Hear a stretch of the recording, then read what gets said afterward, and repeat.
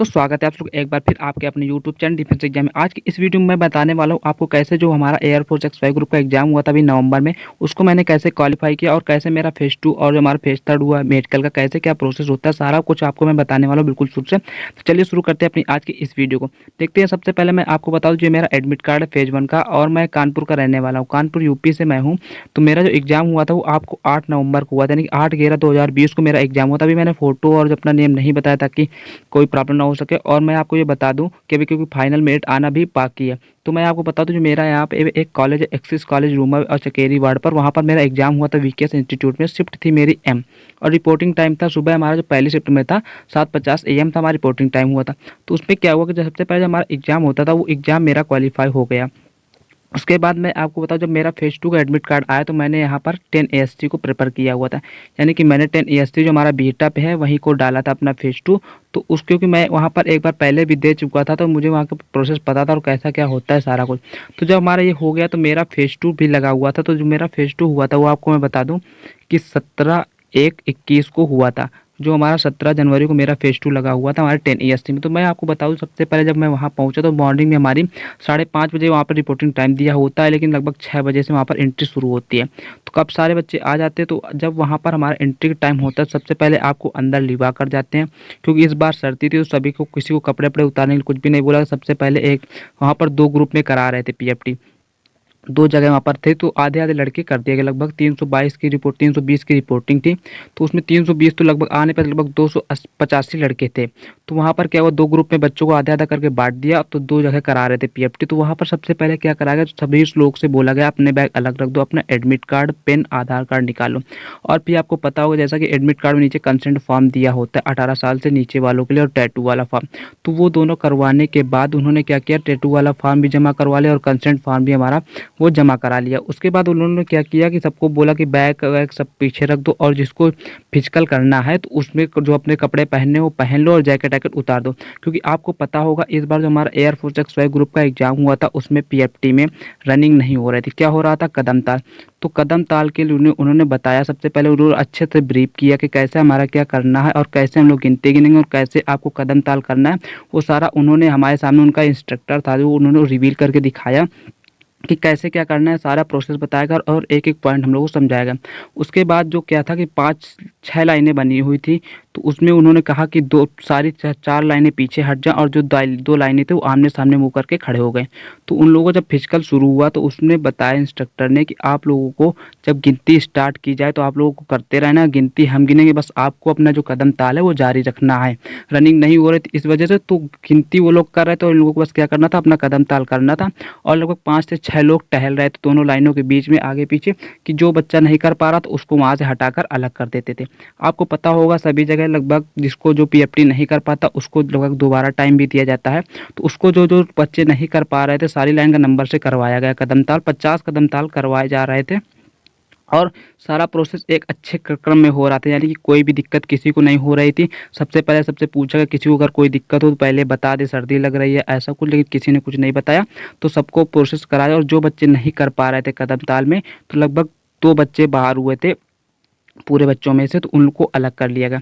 उसके बाद आपको बताया पुशअप्स कराए गए हमारे। तो पुशअप्स में भी ऐसे ही था कि 10 हमारे पुशअप जितने कराए गए थे वो भी करा गया। उसके बाद सिटअप्स और स्क्वाट्स, तो सारे बच्चे जो इतने बाहर हुए थे लगभग 15 से 18 बच्चे इन सब में बाहर हुए थे। तो इसमें हुआ क्या कि मैं आपको बता दूं, जो आपको इस बार बता रहे थे पुशअप्स में काफ़ी सारा होल्ड करा रहे थे, ऐसा कुछ नहीं है, उनका भी एक टाइम होता है और बिल्कुल मैनर ढंग से करा रहे थे कैसे पुशअप्स और सिटअप्स कराए जाते हैं। तो आपको बता दूँ, आपको टेंशन लेने की जरूरत नहीं है, क्योंकि जो यूट्यूब चैनल बता रहे थे कि होल्ड कराया जा रहा था, ऐसा कहीं कुछ नहीं था, बिल्कुल अच्छे मैनर से कराए जा रहे थे। और टाइम बस आपको क्या करना है, आपको जो इंस्ट्रक्शन दिए जाएँ अप डाउन वाले तो आपको करते रहना, और टाइम और जो गिनती होती है वो लोग खुद करते हैं कि आपको कितने पुशअप्स कराए गए। तो उसमें भी 2-3 बच्चे बाहर हुए तो सारे बच्चों को अलग कर दिया गया, और हम लोगों को बोला गया कि जो लोग क्वालीफाई हो चुके हैं, आप लोग PFT एडेप्टेबिलिटी टेस्ट 1 क्वालीफाई हो चुके, सारे लोग अपने अपने कपड़े पहन लीजिए और इसी लाइन में उसी क्रम में आकर फिर से बैठ जाइए।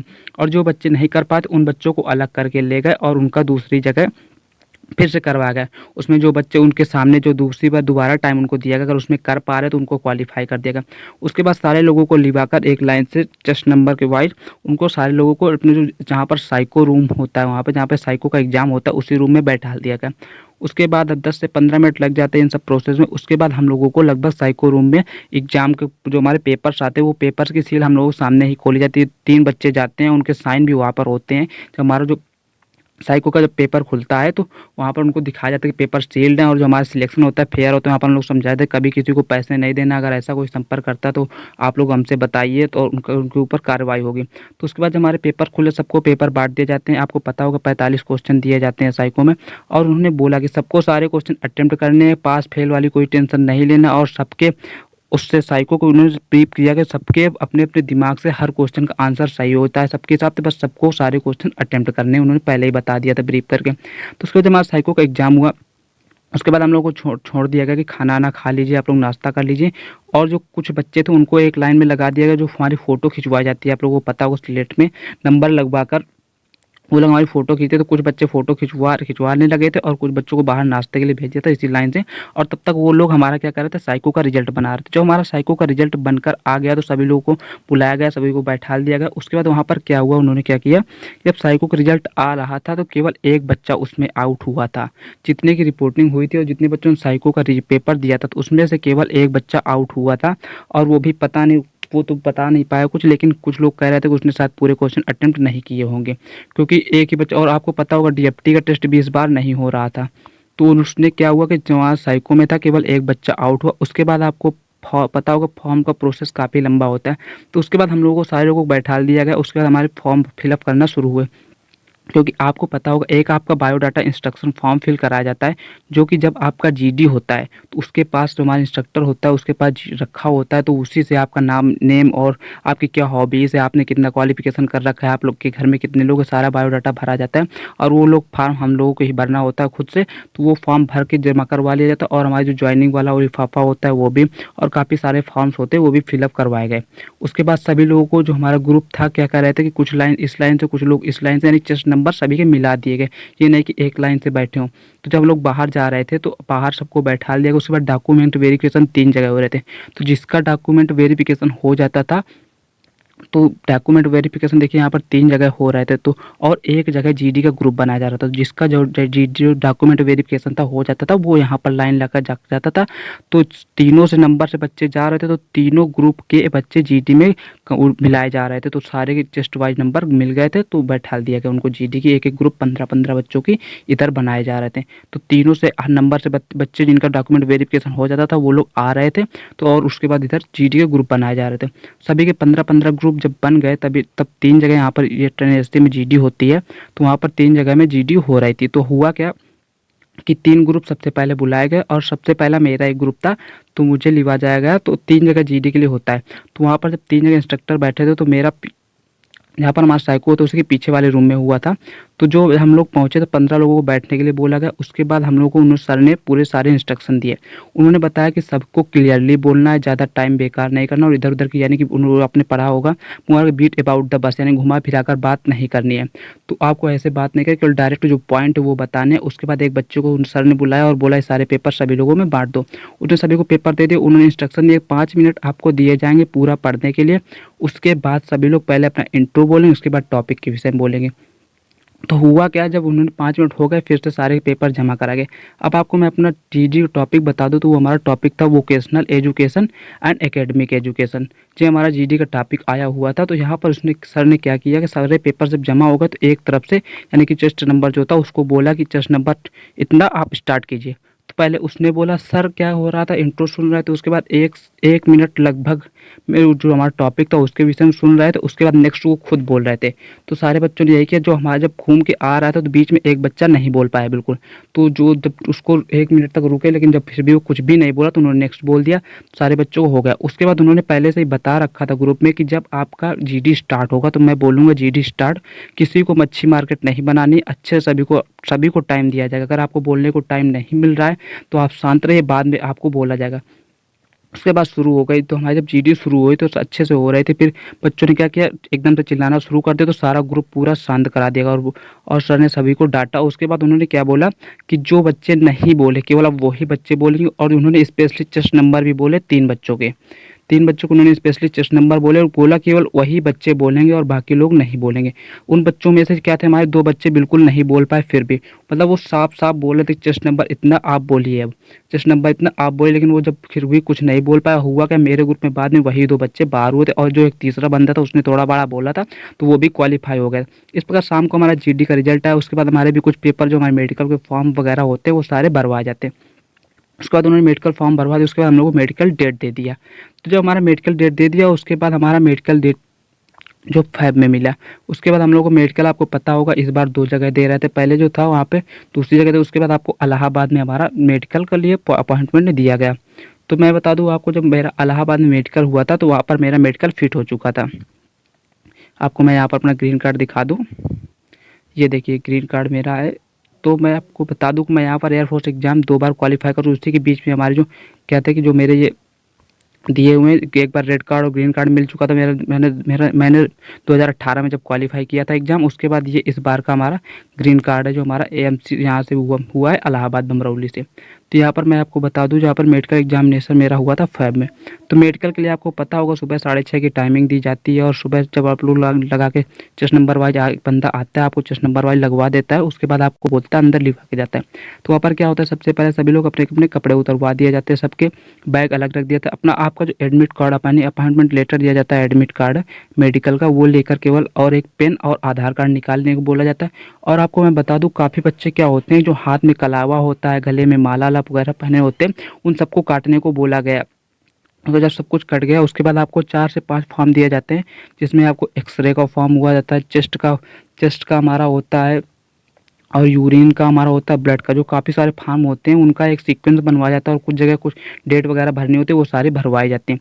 जब हम लोगों ने सब फिलअप करते वो सब फॉर्म जमा हो गए, उसके बाद हमारा स्टार्ट हुआ मेडिकल। तो मेडिकल में भी यहाँ पर हमारी 45 बच्चों की रिपोर्टिंग होती है। हर लाइन में यहाँ पर 9 बच्चे थे, यानी कि हर लाइन में 9 बच्चे थे, यानी लाइन बनी जाके आपको 5। तो इसमें क्या हुआ, जब हमारा मेडिकल स्टार्ट हुआ तो पाँचों लाइन से शुरू हुआ। क्या हुआ कि कुछ बच्चे 1-2 लाइन चली गई आपके लिए ब्लड के देने के लिए, और जो हमारी 3 लाइन बैठी हुई थी यहाँ पर वो क्या कर रहे थे, उनका हाइट वेट और चेस्ट नापना शुरू किया। जो हमारे पैरों की लंबाई भी नापी जाती, हाइट नापी जाती, वेट और चेस्ट। तो क्या हो रहा था कि वहाँ पर एक मशीन लगी हुई थी, उसमें आप लोग खड़े हो जाओ तो आपका हाइट वेट आ जाता था, उसके बाद चेस्ट आपका नाप लिया जाता था वहाँ पर।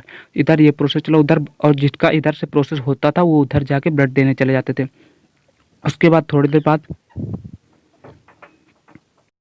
हमारा जो चेस्ट का एक्सरे होता है वो भी स्टार्ट हो गया। तो कुछ बच्चे एक लाइन उठवा कर लिवा गए, वो लोग कहाँ पर, चेस्ट के एक्सरे के लिए। तो ऐसे ही प्रोसेस चलता रहा लगभग हमारा। उसके बाद थोड़ी देर बाद उन्होंने, जब ये लोग प्रोसेस कर रहे थे तभी आप लोग एकदम से हुआ कि आप सभी लोग ब्रेकफास्ट कर लें, यानी जो बच्चे ब्लड दे चुके, क्योंकि आपको पता होगा एयरफोर्स का मेडिकल अच्छा खासा होता है और वहाँ पर ब्लड 2 बार दिया जाता है। तो जिन बच्चों ने एक बार ब्लड दे दिया तो उनको बोला गया कि आप लोग जाकर ब्रेकफास्ट कर लें, क्योंकि आपको 2 बार ब्लड देना है, तो उसके बाद आपको फिर से ब्लड देना है। तो वो बच्चे चले गए हमारा ब्रेकफास्ट करने, और जो इधर प्रोसेस चला तो वो भी एकदम से बंद कर दिया गया और बोला सभी लोग अब ब्रेकफास्ट कर लें। उसके बाद सभी लोग ब्रेकफास्ट कर चुके तो आपको सबको फिर से बोला गया कि सभी लोग अपनी अपनी लाइन में आकर बैठ जाइए, और फिर से वही प्रोसेस हुआ, जिसका यानी कि चेस्ट का एक्सरे नहीं हुआ था, जिसका हाइट वेट मेजरमेंट नहीं हुआ था, वो उधर जाए। और आपको मैं बता दूँ कि उतने ही बीच में 2 सर और आ गए। वो लोग, एक लोग क्या कर रहे थे, हमारे बीपी नाप रहे थे, जो हमारा ब्लड प्रेशर नापना होता है, और एक सर क्या कर रहे थे, हमारा आई का टेस्ट करा रहे थे। आपको पता होगा आई का तो हमारा वही पुराना चार्ट होता है AOX वाला, तो वही चार्ट था हमारा, तो उसी में आपको पढ़वा रहे थे और अच्छे से, यानी कोई भी मेडिकल में जल्दी नहीं, तो क्लियरली आपको सारे इंस्ट्रक्शन पहले दिए जा रहे थे क्या क्या करना है और कैसे क्या पढ़ना है। एक बंदा उनकी आँख में हमारा एक बुक थी उसी की जो लगा रहा था बुक, उसकी आँख में बंद करने के लिए। तो आपको मतलब सारे इंस्ट्रक्शन क्लियरली दिए जा चुके थे। उसके बाद ये प्रोसेस हमारा चलता रहा और मैं आपको बता दूँ, थोड़ी देर बाद हमारी ENT की एक मैडम थी स्पेशलिस्ट, तो वो कर रही थी, तो उसमें ENT भी शुरू होगा। उसके बाद ये सारा प्रोसेस चलता हुआ, आपको मैं बता दूँ आगे बढ़ रहा था। फिर दोपहर के बाद जब हम लोग फिर से एक बार खाना खाने के लिए बोला गया, जब हमारा खाना हो गया तो उसके बाद 4 से 5 लोग जो मेडिकल मेन ऑफिसर थे वो 4 से 5 लोग आए और सभी लोगों को 45 के 45 लोगों को एक गोला बनाने को बोला गया चेस्ट नंबर वाइज। उसके बाद क्या हो रहा था कि हमारे ENT वाले एक तरफ मैडम खड़ी हुई थी, एक तरफ हमारे जो हाइड्रोसील वाले सर थे वो चेक करने वाले उधर खड़े हो गए, और जो हमारे हाथ का इक्विप्टस वल्गस नॉकनी वगैरह देखिए स्कोलियोसिस जो देखी जाती है वो सर सर भी खड़े हो गए। सभी लोग क्या बोला कि जिसका चेस्ट नंबर बोला जाए जिधर की तरफ वो लोग उधर जाए, और जब उधर चेक हो जाए जैसे ईएनटी के लिए बुलाएगा तो तुरंत उधर जाएगा और ईएनटी चेक करा के फिर से गोले में आकर खड़ा हो जाएगा। तो ऐसे प्रोसेस चलता रहा। हमारा ये वाला प्रोसेस लगभग आधे घंटे चला और आधे घंटे हमारा पूरा मेडिकल हो गया लगभग। उसके बाद हम लोगों को बैठाल दिया गया और शाम तक बैठाले रखा गया जब ये प्रोसेस हो गया। उसके बाद हम लोगों को दूसरे दिन भी रिव्यू के लिए बुलाया गया। एक दिन में बमरौली में मेडिकल नहीं हो रहा था, तो हम लोग जब दूसरे दिन गए तो क्या हुआ, हम लोग सुबह जाकर मॉर्निंग में बैठा दिया गया। और वहाँ पर करना क्या था कि जिसको जिसका जो पॉइंट पहले दिन बना था वही पॉइंट केवल चेक हो रहे थे। तो जिसको रीमेडिकल में मतलब पूरा क्लियरली मेडिकल अच्छे से हो रहा था, आपको भी जो बोलना है आप बता सकते हो सर को अपने सामने, और वो लोग जैसा फिर समझ रहे थे फिर आपको पॉइंट पे आपको मेडिकल या रीमेड फिट करना है या अनफिट करना है उस प्रकार हो रहा था। तो सब सभी के सारे पॉइंट जब फिर से रीचेक हो गए एक बार, तो उसके बाद हम लोगों को रिजल्ट सुनाया गया। तो कुछ लोगों का नाम बोला गया, उनको एक साइड पर ढाल दिया गया, और जिनको फिट करना था उनको एक साइड पर डाल दिया गया। उसके बाद जिनका अनफिट हुआ था, आप लोगों को पता होगा एक चालान जमा करना होता है, तो 2 बच्चों को भेजा गया उनका चालान जमा करने के। इधर हम लोगों से भी हमारे फॉर्म थे, आपका जब मेडिकल फिट हो जाता है तो ऑफिस से आपके जो फॉर्म होते हैं यानी कि आपका क्या मेजरमेंट निकला पूरा हाइट वेट चेस्ट जो मेन फॉर्म होता है उसमें भरवाए जाते हैं। तो हम लोगों से फिलअप करा, उसके बाद हम लोग को ग्रीन कार्ड दिया गया और हम लोगों को शाम को छोड़ दिया गया। तो मैं आपको यही बताना चाहता था, सारा प्रोसेस बहुत अच्छे से होता है और बेस्ट मेडिकल सेंटर है जो हमारा बमरौली और 10SC। आपको बता दूं, अगर आपका सिलेक्शन कहीं से नहीं हो रहा तो आप लोग 10SC बिल्कुल फिल कर सकते हैं, ताकि आपका सिलेक्शन वहाँ पर आसानी से और सिलेक्शन हो जाएगा। और मेडिकल में क्या क्या पॉइंट होते हैं इसका भी मैं एक वीडियो बनाने वाला हूँ दोस्तों। अगर ये वीडियो पसंद आई हो तो प्लीज़ शेयर कर जरूर करिएगा। और मैं आपको एक बात बता दूँ, मेरा 2018 में भी एग्ज़ाम हो चुका था एक बार, बता दूँ वहाँ पर मेरा रीमेडिकल दिया गया था एब्डोमिनल स्कार सर्जरी में। तो उसके बाद हमारा जो रीमेडिकल था वो हमारा कानपुर में फिट हो चुका था, लेकिन मैंने आपको बता, तो ये मेरा रीमेडिकल फिट हो चुका था। उसके बाद मेरा एक बार नेवी में भी उसमें मेडिकल अनफिट हो गया था। ये देखिए रिव्यू सर्टिफिकेट होता है, क्योंकि आपको पता हो जब नेवी में रीमेडिकल दिया जाता है तो वहाँ पर हमारा जो एडमिट कार्ड दिया जाता है रीमेडिकल के लिए वो हमारा वहाँ पर जमा हो जाता है। यही रिव्यू सर्टिफिकेट होता है, इसका फोटो कापी था मेरे पास तो वो मैंने ले लिया आपको। तो सारा मेडिकल का प्रोसेस कैसे क्या होता है वो भी मैं आपको अगली वीडियो में बताऊँगा। तो दोस्तों पसंद है प्लीज़ चैनल सब्सक्राइब करो करिए। Thanks for watching.